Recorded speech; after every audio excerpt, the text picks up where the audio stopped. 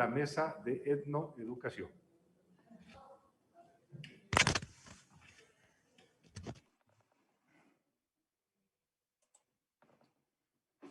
Listo. Buenas tardes con todas y todos.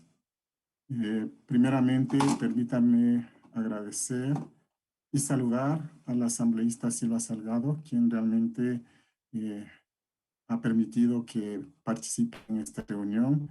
Por supuesto, también al asambleísta Israel Cruz y Jimmy Candel, quienes nos han invitado constantemente a las reuniones para analizar nuestras propuestas desde el pueblo afroecuatoriano. Y al señor presidente también por autorizar mi intervención. Señoras y señores asambleístas, ustedes son representantes del pueblo ecuatoriano y nosotros somos parte de este pueblo que les eligió. Por ende, considero que no se puede legislar sin la participación del pueblo. Muchas gracias por la oportunidad.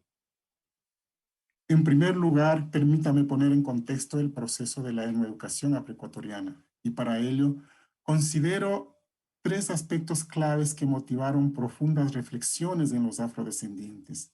Los dos primeros corresponden al contexto internacional y el último al nacional.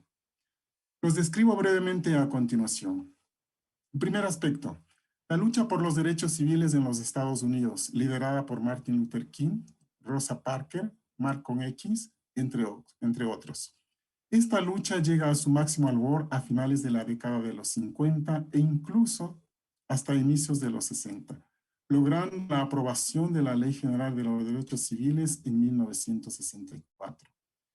Esto se conoce también en el Ecuador y se empieza a reflexionar sobre el racismo y la identidad. El segundo aspecto, la lucha anti-apartheid en Sudáfrica, que inicia en 1950, y en el periodo de 1960 a 1970 se dan las luchas más fuertes, llevando a encarcelamientos a los líderes más representativos, entre ellos Nelson Mandela, que prácticamente pasó cerca de 3 décadas en prisión por oponerse a esa política de segregación racial. Esta lucha solo finaliza en 1990 con la liberación de Nelson Mandela tras una fuerte presión internacional. Estos dos hechos constituyen un ícono de lucha y resistencia para los afrodescendientes en muchos países latinoamericanos. El tercer aspecto es la creación del Centro de Estudios Afro, CEA. Para razonar este aspecto es preciso topar la reforma agraria de 1964, porque es un hito que le da un giro a la vida de la mayoría de los afroecuatorianos, fundamentalmente a los de la Sierra Norte. Con esta ley empieza la parcelación de las haciendas y los afroecuatorianos organizados a través de cooperativas agrícolas logran obtener importantes extensiones de tierras, hasta 3 hectáreas, que era lo que daba la ley. Sin embargo, los que no pudieron acceder optaron por migrar a las grandes ciudades, básicamente a Quito, pensando también en ofrecerles un mejor futuro a sus hijos. Son los hijos de estos y de anteriores migrantes que ingresan a las universidades en Quito. Desde este espacio académico tienen conocimiento de los acontecimientos internacionales. Se suma a esto las experiencias de esclavización, explotación y discriminación sufridas por sus abuelos, padres, perdón, y hasta cierto punto por ellos mismos en las universidades. Entonces, estos hijos de migrantes afroecuatorianos empiezan a reunirse en Quito y conforman quizá el primer grupo de intelectuales afroecuatorianos que lo denominaron Centro de Estudios Afroecuatoriano, CEA, y empiezan a producir los llamados cuadernos afroecuatorianos. La conformación del CEA marcó el primer paso en cuanto a iniciativas educativas, aunque en ese entonces el trabajo que realizaban los miembros del centro no era considerado como educación, porque este término empieza a acuñarse más tarde. Sin embargo, el trabajo que hacían ellos, hoy sabemos que era etnoeducación. Así nos comparte Juan García, citado por Iván Pavón 2011 en Estudios sobre Educación con Población Afrodescendiente en el Ecuador, publicado por la UNESCO en Rutas de la Interculturalidad. Abro comillas, dice: yo creo que inicialmente esto no tenía un nombre, no era ni educación étnica ni en educación, sino que era un proceso de luchar para, como digo, encontrarse en ese proceso educativo, cierro comillas. Por lo tanto, el término se va discutiendo, interiorizando y apropiando a partir de la década de los 90 en los encuentros nacionales e internacionales de intelectuales y organizaciones de afrodescendientes. Así es como surge el proceso educativo y la forma como se adopta el término en educación. En segundo lugar, quiero dar respuesta a esta pregunta. ¿Por qué la etnoeducación?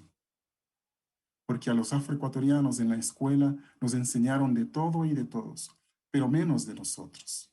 Nos enseñaron obligatoriamente sobre el descubrimiento de América, los 13 de la fama, las luchas de Huáscar y Huayna Cápac, de la princesa Pacha, de Rumiñahui, Atahualpa, de Sucre, Bolívar, de los héroes del 10 de agosto, de Abdón Calderón.